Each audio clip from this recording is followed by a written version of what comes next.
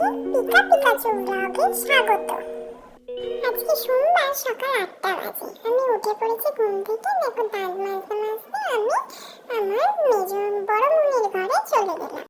এরপর আমি পিকার কাছে পড়তে বসে গেছি। আমি পিকাকে বললাম, ফোনটা রাখ, আমাকে পড়াশোনাটা ঠিক করে করতে দে তো, সারাক্ষণ আমার পিছনে ফোন নিয়ে পড়ে আছে।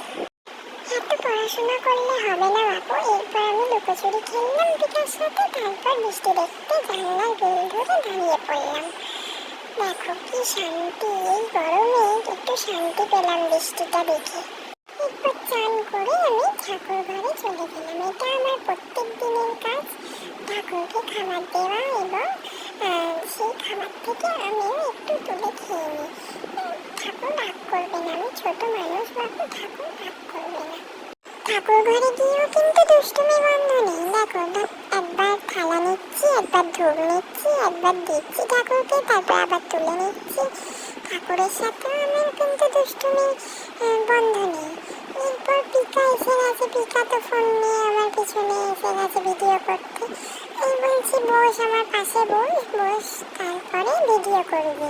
দেখো ধূপের বাটি নিয়েও ঠাকুরের আসনে তুলে দিয়েছি।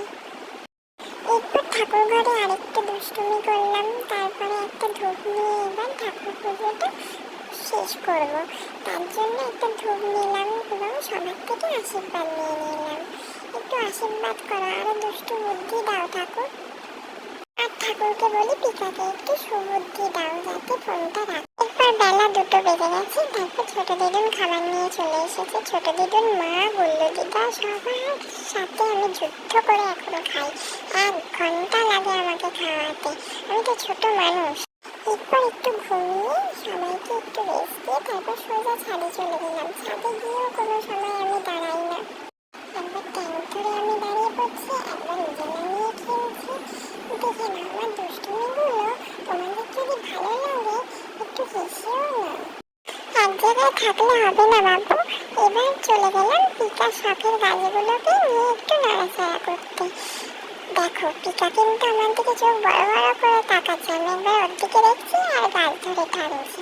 তারপর একটু ঝাড় দিতে হবে, ময়লা আছে ছাদেতে, তাই জন্য ঝাড় দেওয়ার কাজটাও আমি নিয়ে নিয়েছি। এরপরেই দেখতে পাবে আমি ঝাড় দিচ্ছি। কারণ যদি আমার মতো কাজের লোক লাগে নিয়ে নিতে পারো। এরপর সন্ধ্যেবেলা চলে এলাম ঢাক নিয়ে মায়ের সাথে খেলতে। মাও নাচানাচি করছে, আমিও নাচানাচি করছি। একটু নাচানাচি করা হয়ে গেল। এক জায়গায় তো আমি বসবো না, তাই জন্য মাও আমার সাথে নাচানাচি করছে যাতে একটু মোটা থেকে রোগা হয়। তাই জন্য নিজেও একটু ব্যায়াম করে নিই। অনেক খাটাখাটুনি হয়েছে, অনেক রাত হয়েছে, তাই জন্য মাকে বলছি একটু গুঁড়ো দুধ দাও মামি, আমিও চেটে চেটে খাচ্ছি। এরপর পিকার সাথে